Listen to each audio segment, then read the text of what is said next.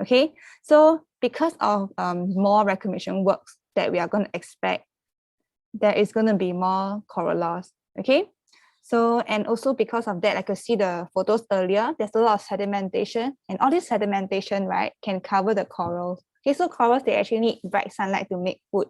If they don't have good reach of exposure to sunlight, they cannot make food well, and they might starve also. Okay, so these are also some of the impacts that coral reef are facing in Singapore. Okay, so these are the one I'm talking about, where you can see the white color one, right, is actually how we used to be, and the pink color ones are reclaimed, and those in dark pink are what is going to be further developed even more. So you can see how it actually extends into the sea space.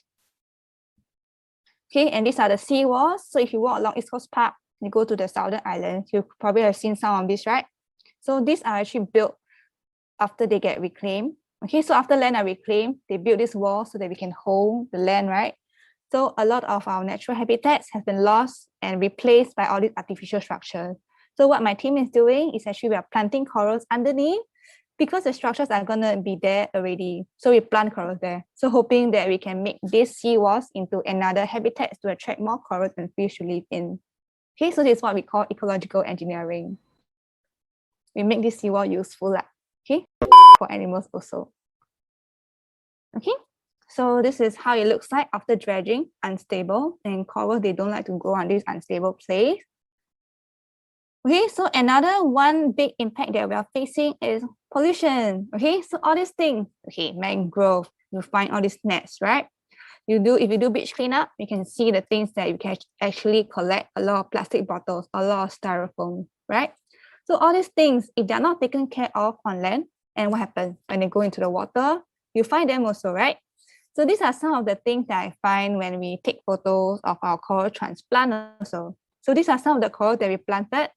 And then every time when I go back to check, are they doing okay? Are they growing well? Then sometimes we get very sad because these are some of the things that we see. Okay, so all these are plastic bag, fishing line.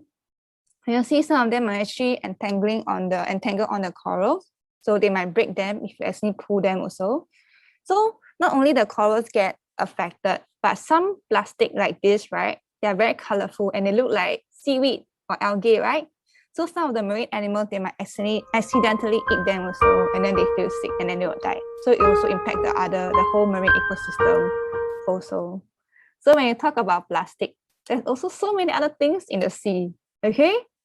Right? So these are some of the things that we also encounter when we do our dive surveys, okay? Plastic bottles, fish cages, our favorite cup noodle, satay fan, tap, all this Milo ping, taping, plastic bag, right? Tires, even a tote bag and helmet. Okay, why the helmet is doing that?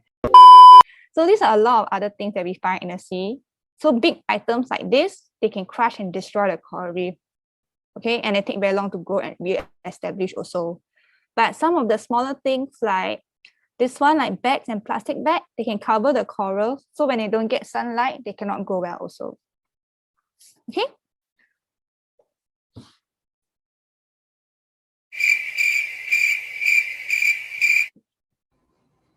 Thank you, Ms. Sam.